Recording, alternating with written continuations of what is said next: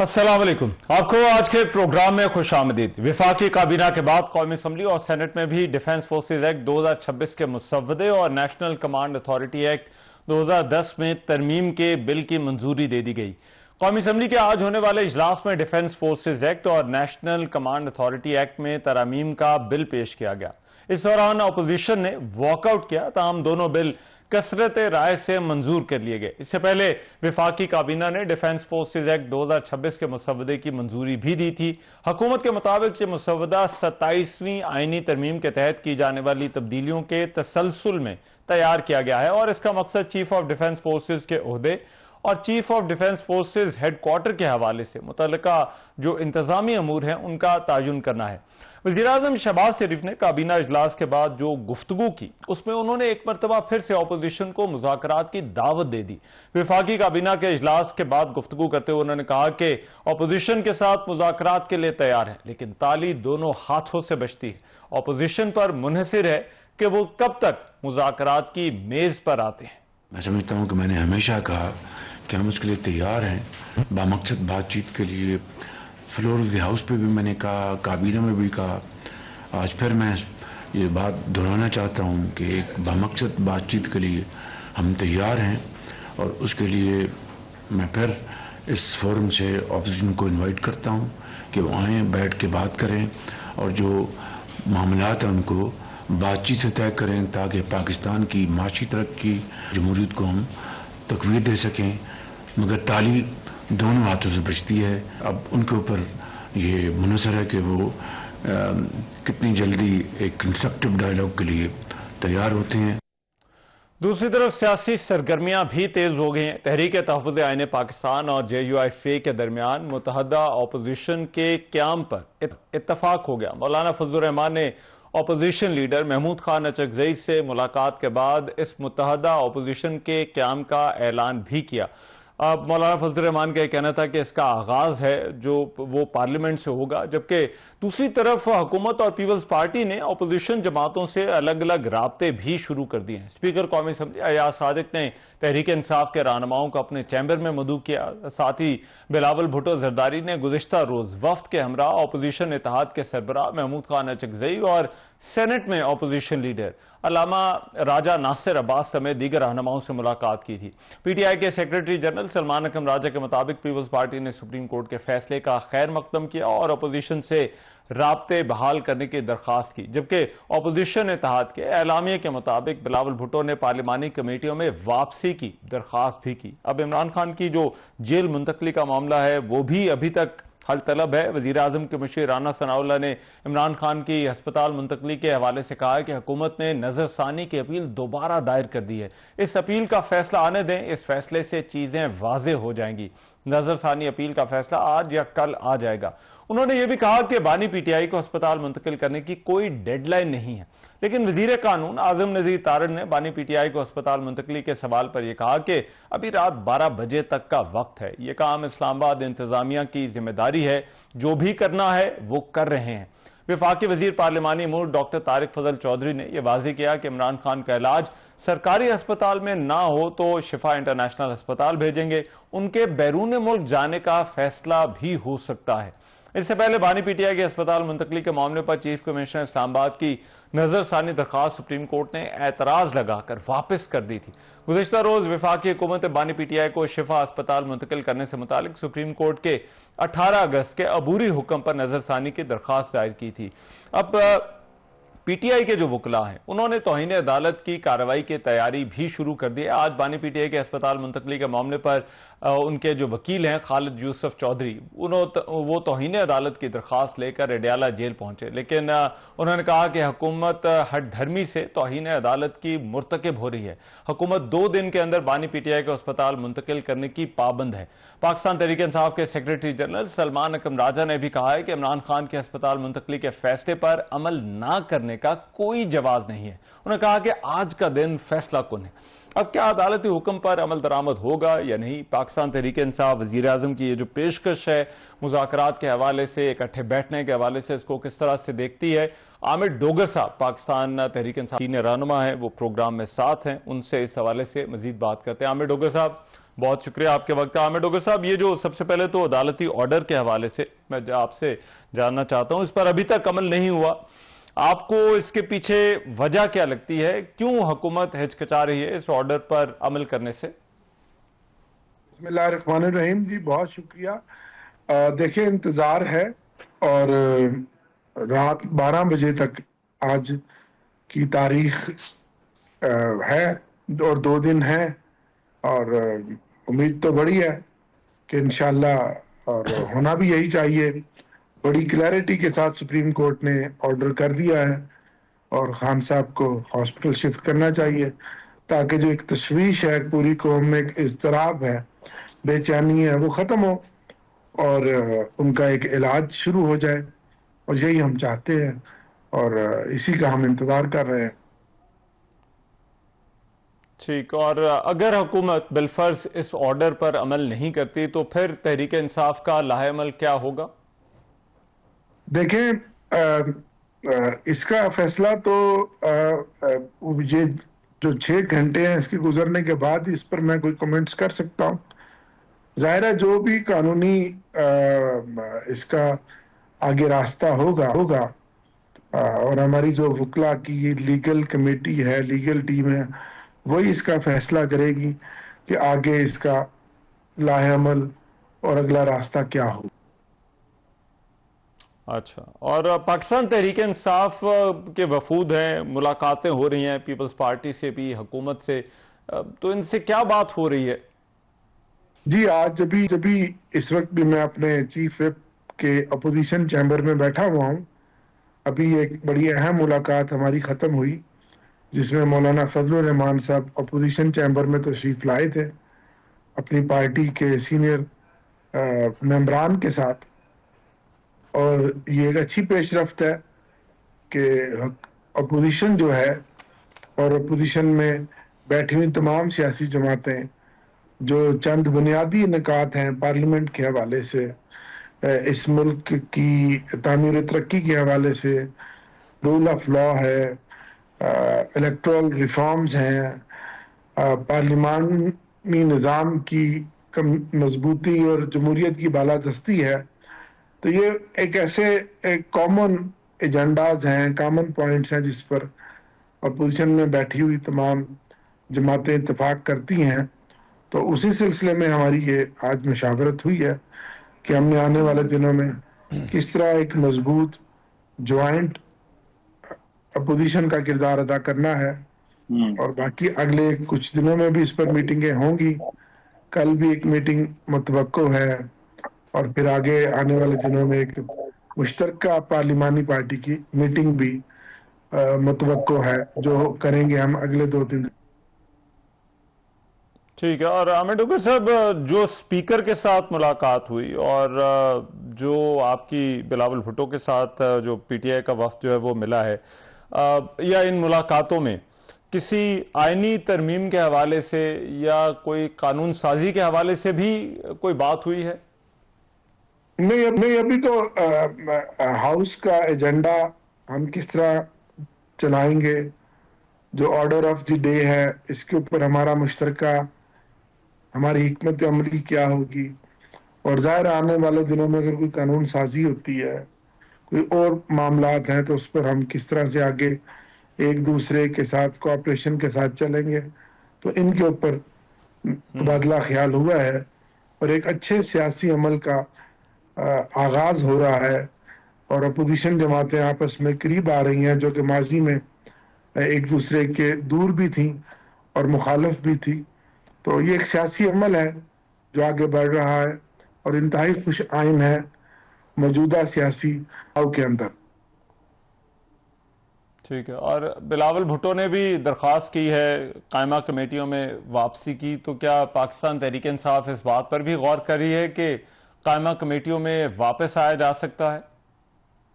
دیکھیں، ابھی تو غور کی بات یہ ہے کہ جو ہمیں اپوزیشن کے باقی پارٹیاں ہیں، ان کے قائدین ہیں، ایک تو ان کا بھی اصرار یہی ہے کہ آپ کو اسٹینڈنگ کمیٹیوں میں واپس آنا چاہیے. سینٹ اور نیشنل اسمبلی میں پی ٹی آئی کے علاوہ جو ہمارے ساتھ اتحادی ہیں साथ कल एक बड़ी पेशरफ्त हुई कि बिलावल भुट्टो जरदारी यहाँ हमारे चैम्बर में आए अपनी लीडरशिप के साथ, तो उन्होंने भी हमें यही कहा कि आपको एक मौसर किरदार पार्लियामेंट के अंदर अदा करना चाहिए, और वो इसी शक्ल में हो सकता है कि बतौर अपोजिशन आप हुकूमत को हर सतह पर, हर फोरम पे टफ टाइम दें। स्टैंडिंग कमेटियों में एक बड़ा अहम रोल होता है अपोजिशन का, ओवरसाइट करना होता है उन मिनिस्ट्रियों को, बिलखसूस पब्लिक अकाउंट्स कमेटी बहुत अहम है और उसका रोल बड़ा अहम है। और आपने देखा हमारे चेयरमैन जुनैद अकबर साहब ने ना सिर्फ रिकॉर्ड रिकवरी की पैराज को देखा, जो ऑडिट रिपोर्ट्स के मुताबिक जो सेटल्ड होने वाले थे उनको सेटल किया, और फिर जितनी रिकवरी जो करने वाली थी रिकवरी करवाई, जो पैराज आगे फर्दर प्रोसीडिंग के लिए भेजे, चीज़ों को प्रोब करने के लिए उन पर उन्होंने काम किया, और इसी तरह बाकी स्टैंडिंग कमेटियां भी। तो हुकूमत और जो वो मिनिस्ट्रियां हैं उनको तो बड़ा फ्री हैंड है ना, कि जब अपोजिशन स्टैंडिंग कमेटियों में नहीं होगी और बिलखसूस उन कमेटियों में जहां वो चेयरमैन है, तो फिर हुकूमती इदारों को और मौजूदा जो कारकर्दगी है मिनिस्ट्रियों की वो भी आपके सामने, तो उस पर एक सवालिया निशान है। लेकिन हम क्योंकि खुद फैसला इसलिए नहीं कर सकते कि ये फैसला हमारे कायद इमरान खान साहब का था, तो ये उसी लेवल पे ही फैसले को रिव्यू किया जा सकता है। तो अभी इस पर कोई खास पेशरफ नहीं है। अच्छा, और जो इम्पोर्टेंट बात आज की थी वो काबीना इजलास के बाद वजीर आजम ने भी पेशकश की है तहरीक इंसाफ को अपोजिशन को मुज़ाकरात के हवाले से, तो इसको पाकिस्तान तहरीक इंसाफ आप किस तरह से जो है वो देखते हैं? देखें, पेशकश तो वज़ीर आज़म साहब ने पहले भी की। हमने एक खत लिखा है इलेक्शन कमीशन के मेंबरान और चेयरमैन की तैनाती पे, और उसके बाद जवाब अब वज़ीर आज़म का आएगा, और उसके बाद इम्कान है कि आने वाले दिनों में वज़ीर आज़म की और अपोजिशन के डेलीगेशन की एक मुलाकात पार्लियामेंट में हो सकती है। अच्छा, तो आपको लगता है ये खारिज अज़ इम्कान नहीं है बातचीत? ये फैसला तो अपोजिशन लीडर साहब ने करना है, तो मैं समझता हूँ कोई भी चीज खारिज अज़ इम्कान नहीं हो। राइट, बहुत शुक्रिया। आमिर डोगर साहब हमारे साथ मौजूद थे, पाकिस्तान तहरीक इंसाफ के चीफ विप, बात कर रहे थे। एक ब्रेक शामिल करते हैं, इसी पर जो है वो कुछ मजीद बात होगी, इमरान खान की खास तौर पर जो जेल मुंतकली का मामला है, इस ब्रेक के बाद। Welcome back after the break. Break पर जाने से पहले बात हो रही थी, एक तरफ तो वजीर आजम की पेशकश है अपोजिशन को मुज़ाकरात की, वजीर आजम ने कहा है कि मिल बैठ कर आगे जो है वो बढ़ना चाहिए, मुल्क के खातिर जो है वो इकट्ठे होना चाहिए। दूसरी तरफ बानी पीटीआई की जो हस्पताल मुंतकली का मामला है उस हवाले से कोर्ट ऑर्डर भी जो है वो आया, और फिर उसके बाद वो मामला जो है वो अभी तक जो है वो उनकी हस्पताल मुंतकली नहीं हो सकी। इन दोनों पर बात करने के लिए बैरिस्टर दानियाल चौधरी साहब इस वक्त जो है वो मेरे साथ मौजूद हैं, मुस्लिम लीग नून के रहनुमा, उनसे इस हवाले से मजीद बात करते हैं। बैरिस्टर साहब थैंक यू सो मच जी, बहुत शुक्रिया आपके वक्त का। बैरिस्टर साहब, सबसे पहले तो ये जो जेल वो हस्पताल मुंतकली वाला मामला है उस पर मैं आपसे जानना चाहता हूँ, हुकूमत क्यों हिचकिचा रही है इस ऑर्डर पर अमल दरामद के हवाले से? बिस्मिल्लाहिर्रहमानिर्रहीम, thank you ji for having me on the show. देखिए, हुकूमत बिल्कुल कोई हेजिटेट नहीं कर रही। एक चीज़ के ऊपर बड़ी हमारी क्लैरिटी है, और वो ये है कि जो कानून और आइन और ख़ास तौर पे जो कोर्ट्स का फैसला है उसको मानो मान एक्सेप्ट करेंगे, और उसके ड्यू टाइम में उसको एग्जीक्यूट किया जाएगा। जब मैं इसको कहता हूँ कि एक्सेप्ट करेंगे और ड्यू टाइम में उसको एग्जीक्यूट करेंगे, तो फिर दो तीन चीजें जो हैं वो बीच में एक हिंड्रेंस क्रिएट करती हैं। वो ये है कि कुछ पॉइंट ऑफ लॉ या कुछ कोई ऐसी चीजें जो लॉ एंड ऑर्डर, कुछ सिक्योरिटी से रिलेटेड और कुछ प्लेसमेंट से रिलेटेड थी, गवर्नमेंट का एक पॉइंट ऑफ व्यू ये था कि हम उनको क्लैरिफाई कर लें बिफोर टेकिंग दैट डिसीजन, और I think by due time उसको पूरा कर लिया जाएगा, and I think it will be addressed. اچھا لیکن ایسا لگتا ہے کہ حکومت کو سیکنڈ تھاٹس آئیں. پہلے آرڈر کو کچھ آپ کے کولیگز ہیں انہوں نے اپریشیٹ کیا, لیکن پھر اس کے بعد نظر ثانی کی درخواست آ گئی. تو کیا واقعی حکومت کو جو ہے وہ سیکنڈ تھاٹس ہوئے اس حوالے سے کہ کیا عمران خان کو اسپتال منتقل کرنا ہے یا نہیں؟ دیکھیں رحمان بھائی, دو چیزیں جو ہے نا وہ بڑی کلیئر ہیں. ایک یہ کہ حکومت کا جو پوائنٹ آف ویو تھا اس کو حصہ نہیں بنایا گیا, ریزن بینگ کہ we were not party to this, ہمیں لکھا نہیں گیا and we were not party to this. جب ہمیں اس کا حصہ نہیں بنایا گیا تو ہماری آبزرویشن آ گئی کہ ہمیں جو ہے بلایا نہیں گیا اور ہمیں سنا نہیں گیا. ہم اس میں خالی یہ بتانا چاہتے تھے کہ عمران خان صاحب کو جتنی بھی ڈیو میڈیکل ریکوائرمنٹ تھی ان کو وہ ہم نے پوری کی. ان کا جتنے بھی ریگولر ویکلی چیک اپس تھے وہ سارے ہوئے, اور ان کی رپورٹس بھی موجود ہیں سپرنٹینڈنٹ جیل کے پاس بھی اور ان کی اپنی فائل میں بھی. جہاں تک اور کیسی ایسی کوئی پرابلم نہیں تھی جو جان لیوا ہے. لیکن regardless of all these things, میں نے جس طرح کہا کہ گورنمنٹ کا ایک چیز میں بڑی کلیئرٹی ہے, وہ یہ ہے کہ ہم رول آف لا کو مانتے ہیں اور ہم آئین اور قانون کی بالادستی کو مانتے ہیں. تو جو کورٹس کا آرڈر ہے انشاءاللہ اس کے اوپر من و من عمل کیا جائے گا. We do have some time. جو بھی ٹیکنیکلٹیز جس کا میں نے اظہار آپ سے پہلے کیا, آئی تھنک ان کو پیچیدگیوں کو دیکھا جا رہا ہے, اینڈ وہ law and order, security, safety جو ہے اس کو نظر میں رکھے ہوئے کہ ان کو جو میڈیکل بورڈ ہے وہ کانسٹیٹیوٹ کرنا ہے, اور میڈیکل بورڈ نے پھر جو ہے ان کو پراپر دیکھنا ہے. تو آئی ایم ویری ہوپ فل کہ انشاءاللہ جو ہی میڈیکل بورڈ کانسٹیٹیوٹ ہوگا اور اگلے کچھ گھنٹوں میں جو بھی پھر ہونا ہے یا جو بھی قانونی نکات ہیں بائی ٹمارو آئی تھنک وہ حل ہو جائیں گے. اچھا, آج پرائم منسٹر نے جو ہے وہ اپوزیشن کو ایک مرتبہ پھر سے مذاکرات کی دعوت دی ہے, اور انہوں نے کہا ہے کہ تالی دونوں ہاتھوں سے بجتی ہے. حکومت ابھی کیا چاہتی ہے؟ کس طرح کے مذاکرات آپ کے خیال میں حکومت کے ہو سکتے ہیں؟ کن ایشوز کے اوپر بات ہو سکتی ہے اپوزیشن سے؟ جوان بھائی دیکھیں, پہلی تو سب سے امپورٹنٹ چیز جو ہے, ہم ڈے ون سے چاہتے ہیں کہ ہم اپوزیشن کو سپورٹ کر سکیں, لیکن یہ انہوں نے کبھی موقع نہیں دیا. کبھی جلاؤ گراؤ, کبھی تفریق, کبھی زور آزمائی اور کبھی مسلز دکھانے کی سیاست یہ کرتے ہیں. کبھی نفرت, تفریق, پاکستان کو آگ لگانے کی, اور کبھی شہداؤں کا مذاق اڑانے کی, کبھی مجسمے جلانے کی, اور کبھی اپنی کامیابیوں کو جو غرب مارکہ حق اور بیان المرصود جیسی کامیابیوں کو ڈسون یا ڈسکریڈٹ کرنے کی کوشش کرتے ہیں. تو ہم ان کو بار بار یہی کہتے ہیں کہ اگر آپ نے پاکستان کے ساتھ لڑنا ہے, آپ نے اپنے لا انفورسنگ ایجنسیز کے ساتھ لڑنا ہے, آپ نے اپنے ملک کے ساتھ لڑنا ہے, تو پھر آپ کو جیت نہیں ہو سکتی, کیونکہ جس ملک میں آپ کے پورا ایک سیٹ اپ اور سسٹم ہو وہاں یہ چیزیں نہیں چل سکتی.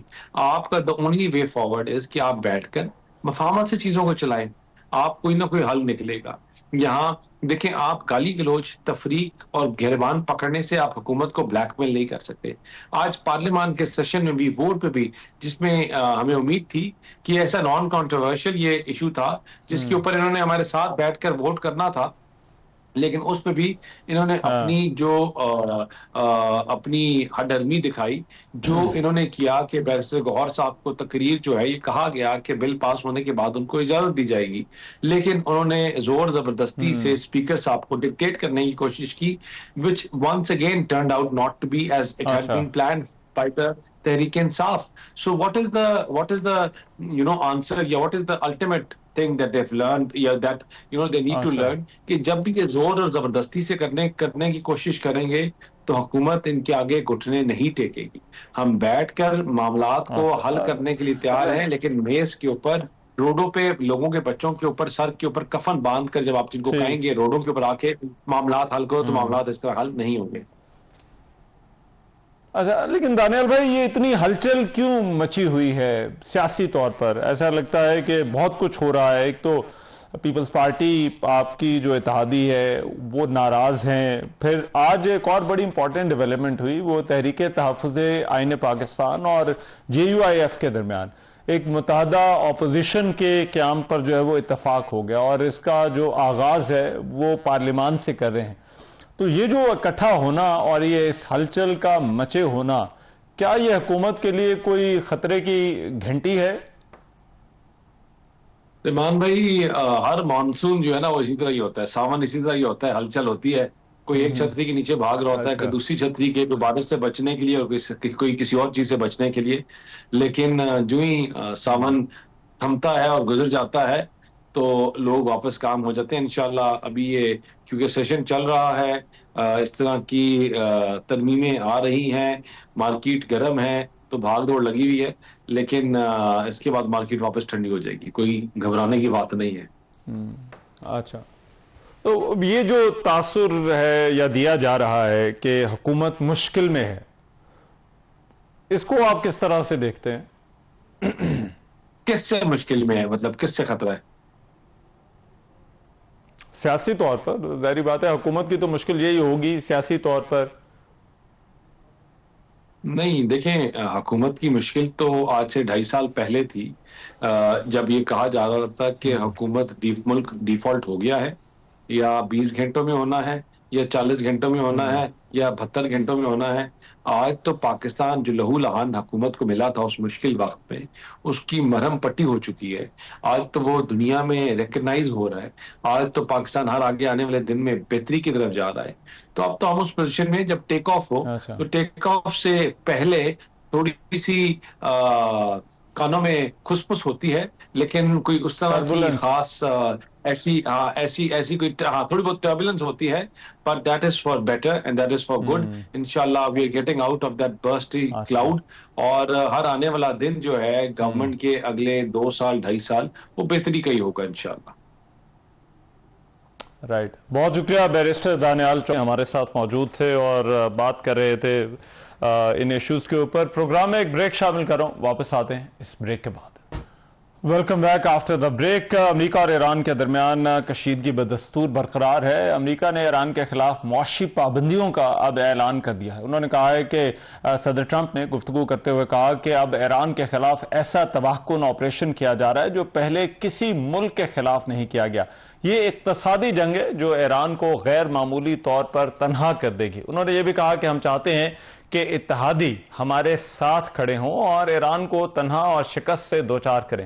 انہوں نے کہا کہ کوئی بھی ملک جو اپنے مالیاتی اداروں، بزنسز، ہوائی اڈوں اور حکومتی اداروں کو اجازت دے گا کہ وہ ایران کے لیے لائف لائن کا کردار ادا کریں، اسے شدید معاشی نتائج بھگتنا ہوں گے.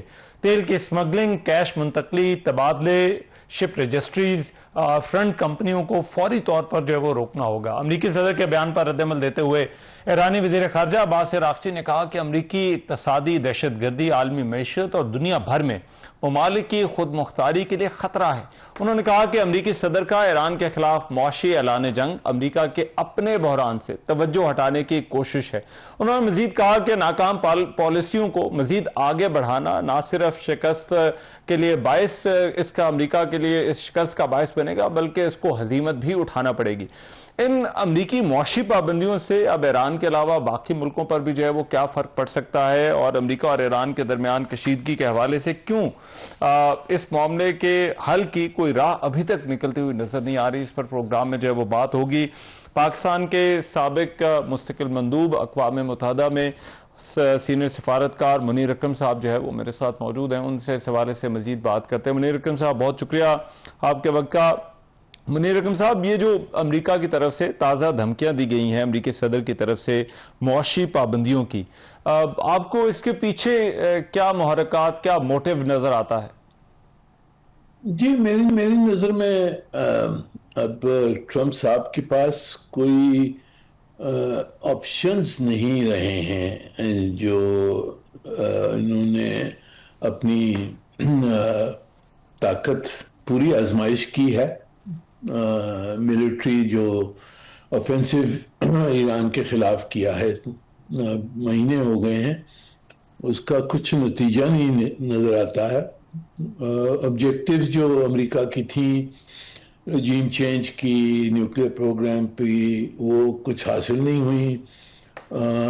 دوسری طرف ایران نے ہرمز کا اسٹریٹ بند کر دیا ہے. اس کا امپیکٹ جو معاشی جو حالات ہیں ان کے اوپر بہت اہم ہو رہا ہے. قیمتیں یہاں بڑھ رہی ہیں، تیل کی قیمت بڑھ رہی ہے، گیسولین پرائسز بڑھ رہی ہیں. امریکن عوام ہے وہ اس جنگ کے خلاف ہے. ٹرمپ صاحب کی اپروول ریٹنگز گر گئی ہیں. مڈ ٹرم الیکشنز آ رہے ہیں تو انہوں نے کچھ نہ کچھ بتانا ہے کہ جی ہمارے پاس ابھی تک آپشنز ہیں ایران کو کوئرس کرنے کے لیے، پریشر کرنے کے لیے. تو یہ جو اب اعلان کیا ہے کہ معاشی ایک اور سینکشن ہم لگا دیں گے، تو سینکشن تو بہت ساری پہلے سے لگی ہوئی ہیں ایران کے اوپر، ان کی پوری اکانومی پر، بینکنگ آپریشنز پر، تیل کی تجارت پر، سب پہ سینکشن لگی ہوئی ہیں. اب یہی ہے کہ وہ پریشر دوسرے ملکوں پہ ڈال رہے ہیں کہ آپ تجارت اور جو اکنامک آپ کی تعلقات ہیں ایران کے ساتھ وہ ختم کر دیں. تو اب اس میں دیکھنا ہوگا کہ کون مانتا ہے، کوئی نہیں مانتا. جو کمزور ملک ہیں، جو ان کے الائز ہیں، وہ مان لیں گے، پر دوسرے ملک ہے جیسے بڑی طاقتیں ہیں، روس ہے، چین ہے، جی وہ میرے خیال میں نہیں مانیں گے. یہ جو سینکشنز، سیکنڈری سینکشنز کی جو دھمکی دی ہے، تو اس کا نتیجہ کوئی میرے خیال میں اہم نہیں ہوگا. اس کا نتیجہ یعنی دباؤ ایران پہ زیادہ اثر نہیں پڑے گا اس کا. یہ میری نظر میں اسیسمنٹ میری ہے. رائٹ. لیکن انہوں نے جو اپنا سوشل میڈیا پر بیان دیا ہے، انہوں نے حکومتوں سے بھی تو کہا ہے، لیکن ساتھ بزنسز سے، ایئرپورٹ سے، گورنمنٹ اینٹیٹیز سے کہا ہے کہ ایران کے ساتھ کسی قسم کا معاشی تعلق جو ہے وہ نہ رکھا جائے. عام طور پر ایسی سینکشنز کے اثرات ایران کی حد تک تو آپ نے بات کی، لیکن دوسروں پر کیا فرق پڑ سکتا ہے؟ جی اسے یہ دیکھیں، امریکہ اب یہ اس قسم کے سیکنڈری سینکشن جو ہیں وہ پہلے بھی اس نے لگایا ہوا ہے. جیسے پاکستان پہ پابندی لگی کہ ہم وہ جو گیس پائپ لائن تھی وہ اس پہ آگے نہ بڑھیں، تو سینکشنز کی دھمکی دی گئی تھی ہمیں. تو اسی طرح سے دوسرے جو ممالک ہیں سب پہ اب یہ دھمکی ہوگی کہ آپ اگر ایران کے ساتھ معاشی تعلقات، آپ کے اکنامک ریلیشنز ہیں وہ توڑ دیں، ان کے ساتھ نہ تجارت کریں، نہ کوئی فائنینشیل ریلیشن شپ ہو، تو ایران کو آئسولیٹ کر دیں. پر یہ جو ان کا جو کوشش ہے اس میں میرے خیال میں جو بڑے ملک ہیں جس کے ساتھ ایران کی تجارت ہے جیسے چین ہے، وہ نہیں مانیں گے. تو اب امریکہ چین کے خلاف کیا کر لے گا؟ میرے خیال میں چین کے ساتھ تو نہ اکنامک نہ ملٹری جنگ کر سکتا ہے اس وقت، نہ کرنا چاہتا ہے. تو میرے خیال میں آج آ کر ایران پہ اس کا زیادہ اثر نہیں آئے گا. پر جو دوسرے ممالک ہیں، جو میڈیم پاورز ہیں، خلیج کے ممالک ہیں، ان سے یہی کہا گیا کہ اب آپ تعلقات نہ بنائیں ایران کے ساتھ، تعلقات توڑ دیں. یو اے ای نے جیسے اب اعلان کیا کہ ہم اکنامک ریلیشن شپ ایران کے ساتھ توڑ دیں گے. پر اس کا میرے خیال میں زیادہ اثر نہیں ہوگا. یہ پہلے بھی سینکشن لگی ہوئی ہیں تو ایران نے سہ لیے ہیں، اور اس کا میرے خیال میں کوئی زیادہ اثر نہیں ہوگا، نہ ایران پہ نہ جو بڑے ملک ہیں جو اس کے دوست ہیں. ٹھیک ہے. اچھا منیر حکیم صاحب، اسی طرح سے عمان کو بھی امریکی صدر نے جو ہے وہ آبنائے ہرمز پر کسی ارینجمنٹ کے حوالے سے خبردار کیا تھا. آپ کے خیال میں اس وقت جو آبنائے ہرمز پر ایک ریجنل سلوشن کی اس سے پہلے بات ہو رہی تھی کہ اس پر کوئی اگریمنٹ بھی جو ہے وہ ہو گیا ہے، آپ کے لیے، آپ کے خیال میں وہاں پر حل نکالنا کتنا مشکل ہو گیا ہے، کتنا چیلنجنگ ہے، اور پھر کیا اس کے علاوہ اور کوئی سلوشن ہے آبنائے ہرمز کے حوالے سے؟ یہ دیکھیں، جو عمان اور ایران کے درمیان جو معاہدے رپورٹ کیا گیا ہے کہ معاہدہ ہو گیا ہے، اور اس میں کچھ شرطیں ہیں. اس میں سب میں بڑی شرط یہی ہے کہ ایران کے ساتھ کوآرڈینیشن کے تحت جہاز آ جا سکیں گے اور عمان کا بھی اس میں حصہ ہوگا. اب وہ شاید امریکہ کو نہیں منظور ہے کہ ایران کے ساتھ یہ کوارڈینیشن ہو، پر اب جو حالات ہیں جس میں ایران نے کہا کہ ہم جہاز نہیں جانے دیں گے، جہاز پہ حملے ہوں گے اگر کوارڈینیشن ہم سے نہیں کی، تو اب اس کا جواب کیا ہے امریکہ کے پاس؟ امریکہ اپنی جو نیوی ہے اس کے تحت بھی نہیں کھول سکا. اس وقت امریکہ کے پاس آپشنز، جو ملٹری آپشنز ہیں سب استعمال کیے ہیں. گراؤنڈ انویژن نہیں کر سکتے ہیں، گراؤنڈ انویژن کریں گے بہت مشکل ہو جائے گی، بہت کیجولٹیز ہوں گی، تو گراؤنڈ انویژن کی آپشن نہیں ہے. تو اس لیے میری نظر میں امریکہ کے پاس آپشن بہت کم ہیں ہرمز کو کھولنے کے لیے، علاوہ یہ جو معاہدہ ہوا ہے عمان اور ایران کے درمیان، اسی کے ارد گرد کوئی سلوشن ڈھونڈنا ہوگا. ٹھیک ہے. اور آپ کے خیال میں جو امریکہ کے انٹرنل پالیٹکس ہے، آپ نے خود مڈ ٹرم انتخابات کا حوالہ دیا، یہ جو جنگ ہے وہ صدر ٹرمپ کی سٹینڈنگ، سیاسی سٹینڈنگ کو جو ہے وہ کس طرح سے متاثر کر رہی ہے اور کیا فرق پڑ رہا ہے ان کے اوپر؟ جی میرے خیال میں ٹرمپ صاحب کی جو پولنگ جو ہوتی ہے یہاں، اس سے یہی نظر آتا کہ جو میجورٹی ہے امریکن عوام وہ اس جنگ کے خلاف ہے. ٹرمپ صاحب کی جو ریٹنگز ہیں وہ بہت گر گئی ہیں. ٹرمپ صاحب کی جو انڈورسڈ کینڈیڈیٹس ہیں بہت سارے، جو پرائمریز ہوئی ہیں ریپبلکن پارٹیز کی اور ڈیموکریٹک پارٹی، ریپبلکن پارٹی میں جو بھی انہوں نے کینڈیڈیٹس 2-3 کو اپنا انڈورسمنٹ دیا تھا وہ ہار گئے. تو اس سے یہی نظر آتا ہے کہ آگے جو اگر مڈ ٹرم الیکشن میں اگر کوئی تبدیلی نہیں آتی ہے اس جنگ میں، یا اکنامک حالات جو ہیں ان میں زیادہ کوئی تبدیلی نہیں آتی ہے، کوئی بہتری نہیں ہوتی ہے، تو ریپبلکن پارٹی میں بہت یعنی کہ نقصان ہوگا. اور امکان یہی نظر آتا ہے کہ جو ہاؤس آف ریپرزینٹیٹیوز ہے، جو لوور ہاؤس ہے، وہ ڈیموکریٹس جیت لیں گے. اب سوال یہ ہے کہ وہ سینٹ بھی جیت سکتے ہیں یا نہیں جیت سکتے ہیں. وہاں بھی امکان ہے کہ شاید وہ سینٹ بھی ڈیموکریٹس جیت لیں.